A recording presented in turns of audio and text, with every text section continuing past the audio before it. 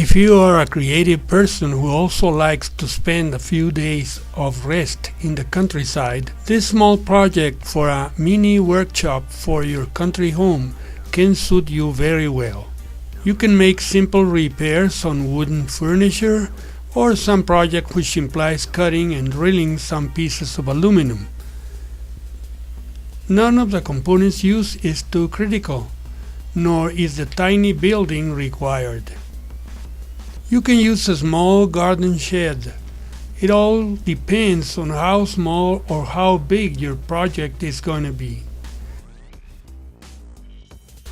The first outstanding feature of this workshop is it gets its energy from the sun.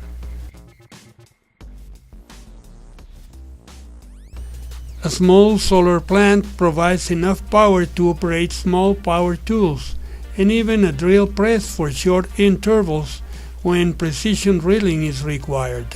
I would not recommend to use any devices which take up power all the time, such as a computer.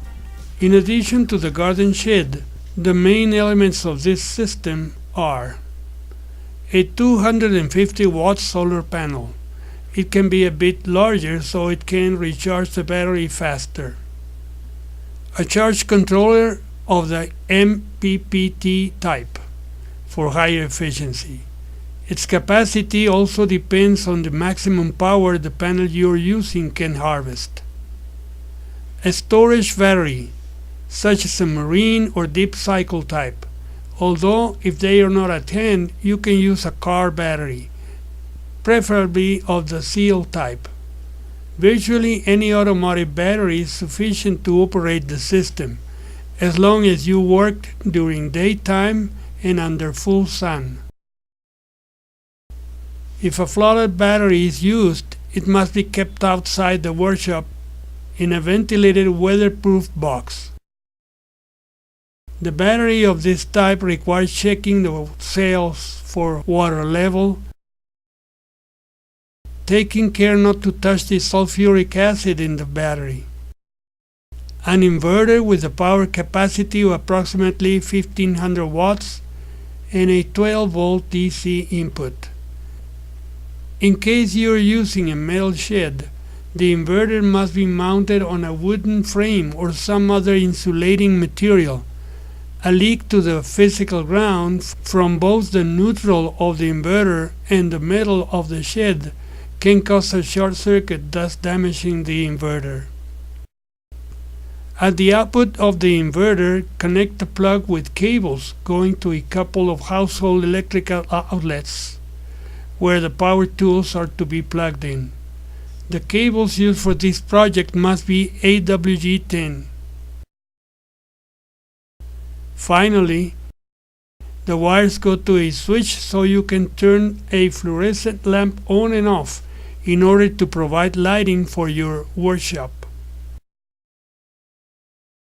Please do not use LED bulbs, as the inverter's quasi-sine wave can burn them.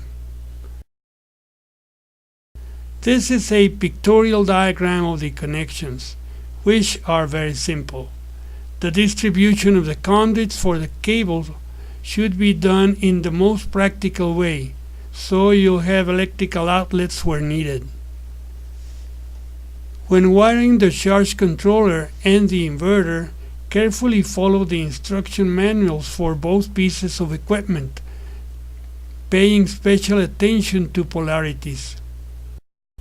Once the wiring is done, you must allow the battery to fully charge, which will be indicated by the charge controller.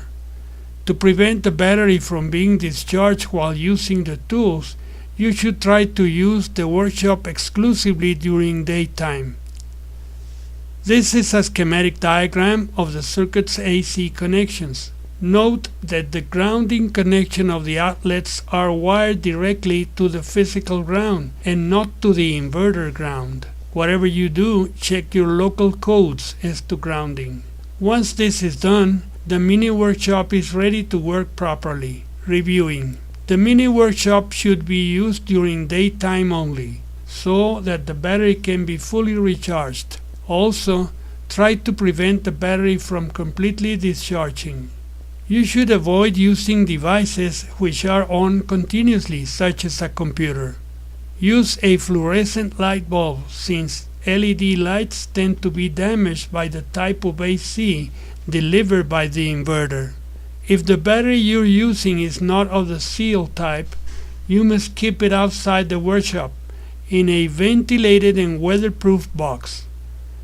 You must also check the distilled water level in the cells, being careful not to touch the sulfuric acid in the cells. I hope this video has been useful for you. Thanks for watching, and please subscribe to my channel.